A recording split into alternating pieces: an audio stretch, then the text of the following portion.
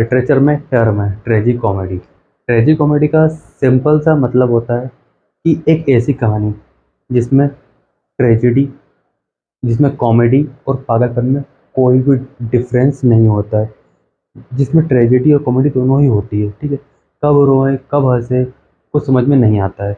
तो आज के फॉर्मर प्रोटेस्ट को देख के ऐसा ही लग रहा है। Farmer protest 2.0।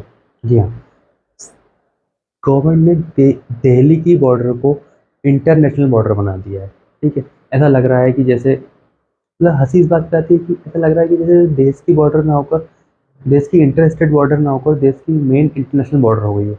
और शायद मुझे हंसी आती है कि इतना इंतजाम तो देश की मेन इंटरनेशनल बॉर्डर पर भी नहीं होगा, क्योंकि तभी तो चीन आई थिंक घुसपैठ करता रहता है।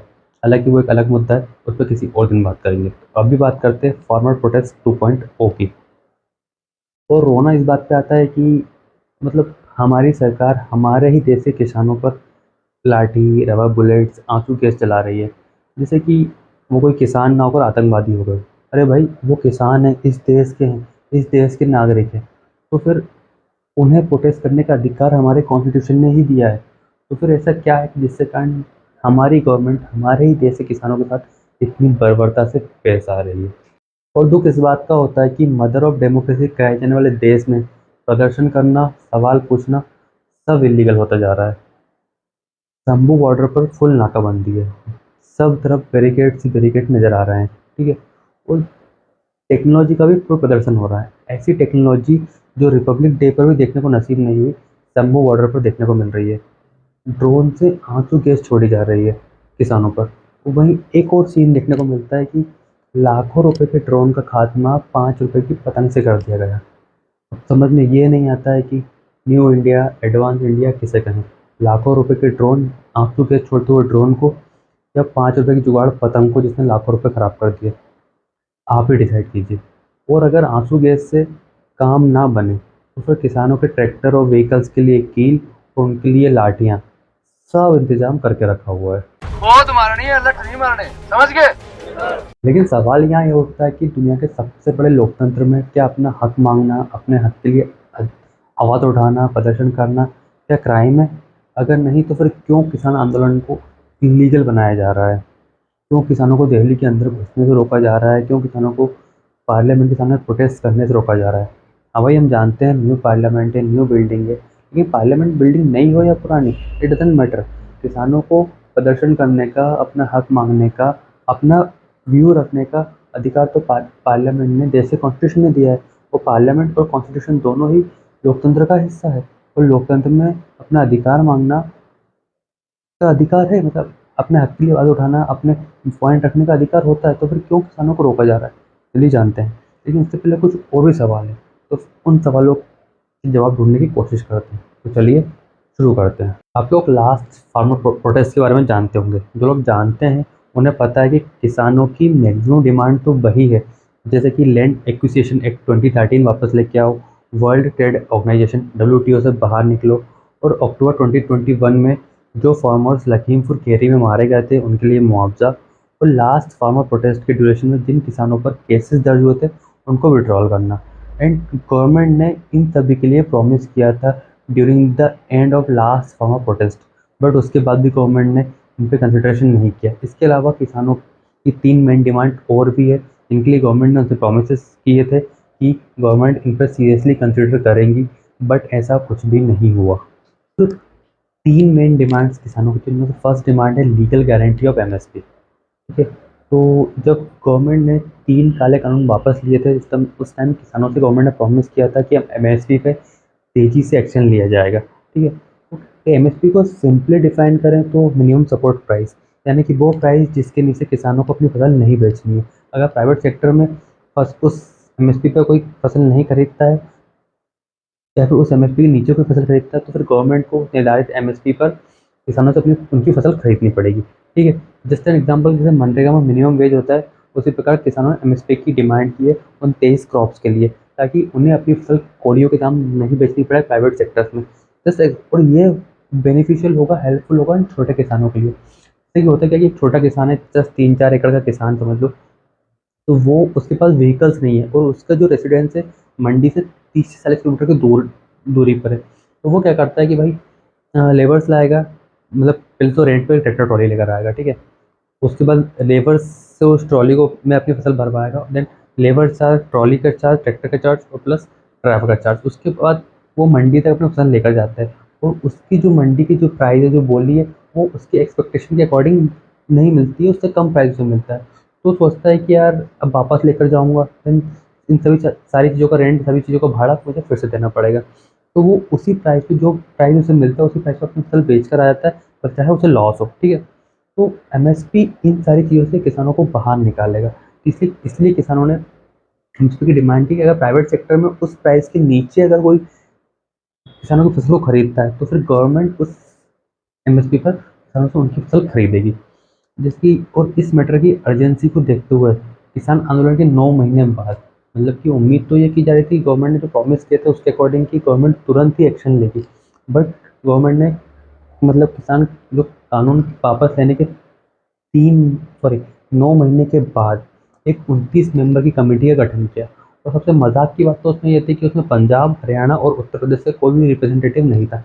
मतलब कि जहाँ से फर्स्ट फार्मर प्रोटेस्ट स्टार्ट हुआ, वहाँ का कोई भी रिप्रेजेंटेटिव था ही नहीं। क्या मजाक था। दूसरी मजाक की बात गवर्नमेंट ने ये की कि उसमें ऐसा भी कोई इकोनॉमिस्ट और गवर्नमेंट एक्सपर्ट नहीं था जो उन 3 फॉर्म लॉज, उन 3 काले कानूनों के अगेंस्ट था, जिनके व्यू उनके अगेंस्ट थे। ऐसा कोई भी इकोनॉमिस्ट और गवर्नमेंट एक्सपर्ट नहीं था।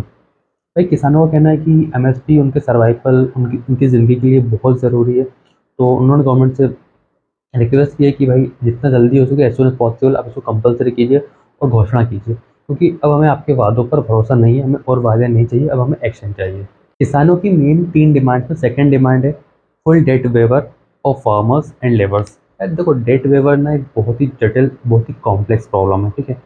और जब भी किसानों की कर्ज माफ़ी की बात आती है, लोगों में हाहाकार मच जाता है, भूचाल मच जाता है, भूकंप आ जाता है, सुनामी आ जाती है। लोग कहते हैं कि हमारे ही तो टैक्स का पैसा है, ऐसे कैसे किसानों का लोन माफ़ कर दिया जाए। और मज़ेदार बात पता क्या है, ये वही लोग बोलते हैं जिन्होंने कभी डायरेक्ट टैक्स पे ही नहीं किया होता है, और चाय की टपरी पर बैठ के ऐसी बकवास करते हैं कि हमारे टैक्स का पैसा, ठीक है। कि छोड़ो। हाँ, बट उनकी बात भी सही है कि लोन तो ऐसे ही किसी का माफ़ नहीं होना चाहिए, ना आपका, ना हमारा, ना किसानों का, और ना ही अडानी साहब का। बट पिछले 10 सालों में गवर्नमेंट ने 7 लाख करोड़ से ज़्यादा का कॉर्पोरेट लोन माफ़ किया है। तब ये लोग कहाँ थे? तब यही लोग कहते थे कि सरकार ने किया होगा, कुछ सोच समझ कर ही किया होगा।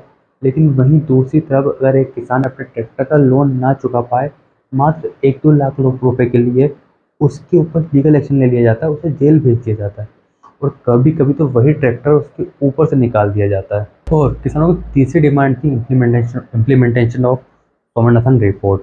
एम एस स्वामीनाथन को अपने भारत रत्न तो दे दिया, और देना भी चाहिए, वही बड़ी गर्व की बात है। लेकिन वही स्वामीनाथन कमीशन रिपोर्ट डस्टबिन में सड़ रही है। एम एस स्वामीनाथन न सिर्फ फादर ऑफ ग्रीन रिवॉल्यूशन थे, बल्कि वो देश के किसानों और एग्रीकल्चर के बारे में बहुत फिक्र भी करते थे। तो M S Swaminathan report commission ने अपनी रिपोर्ट में गवर्नमेंट को कई सुझाव दिए, जैसे कि extensive land reform, distributing surplus and waste land, ban on corporates to acquire agriculture or forest land, grazing rights, public investment in irrigation, drainage and development, water conservation and promotion of conservation farming and biodiversity। इसके अलावा उन्होंने demand की थी, अपने recommend report के में recommend किया था कि 4% इंटरेस्ट रेट पर किसानों को लोन मिले, और इनकेस अगर फसल ख़राब हो जाती है तो ब्याज को माफ़ किया जाए, और एक ऐसी हेल्थ इंश्योरेंस पॉलिसी हो जिसमें फार्मर्स,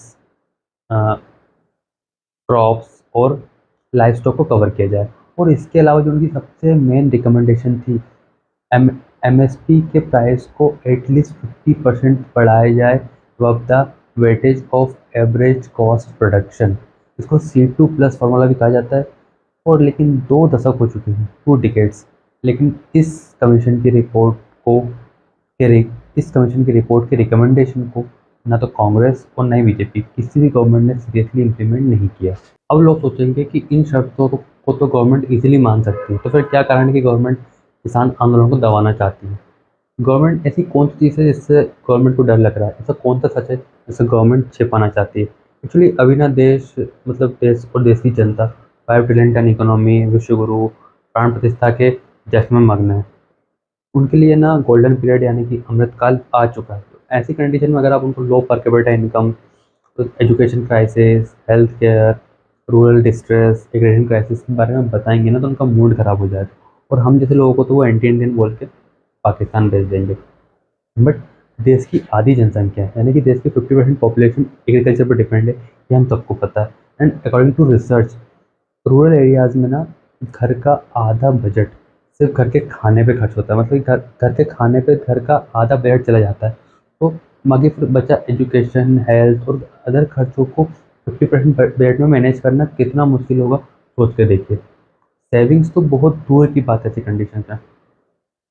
2020 अगस्त 2014 से लेकर 2022 के बीच इन्फ्लेशन रेट एडजस्ट करने के बाद एग्रीकल्चर वेजेस में 0.9% का इंक्रीमेंट हुआ है, यानी कि 1% से भी कम।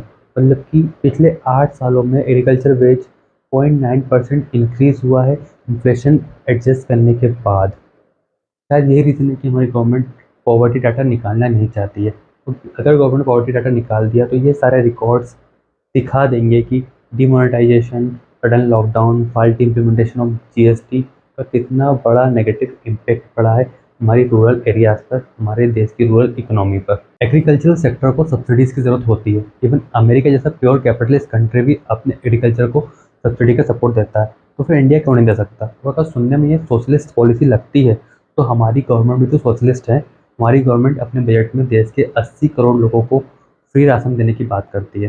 तो जो गवर्नमेंट देश के 80 करोड़ लोगों को फ्री राशन देती है, उससे बड़ी सोशलिस्ट गवर्नमेंट तो हो ही नहीं सकती। और फिर अगर अमेरिका जैसा कैपिटलिस्ट कंट्री अपने एग्रीकल्चर को सब्सिडी दे सकता है, तो इंडिया क्यों नहीं दे सकता? वहीं हमारी गवर्नमेंट बोलती है ना कि आवर इकोनॉमी इज़ ग्रोइंग, हम बहुत जल्दी 5 ट्रिलियन टन इकोनॉमी बनने वाले हैं। तो फिर एग्रीकल्चर के लिए एक एडिकेट वेटरी प्रोविज़न तो होना ही चाहिए, ठीक है? क्योंकि इससे एग्रीकल्चर इकोनॉमी को बूस्ट मिलेगा, और एग्रीकल्चर इकोनॉमी को बूस्ट मतलब देसी इकोनॉमी में ग्रोथ। तो फिर क्या प्रॉब्लम है? कहीं ऐसा तो नहीं कि गवर्नमेंट के पास पैसा ही नहीं है? और अगर पैसा नहीं है, तो फिर गवर्नमेंट को जनता को बताना चाहिए कि भाई हमारे पास पैसा नहीं है। कुछ लोग सोशल मीडिया पर किसानों को गाली दे रहे हैं।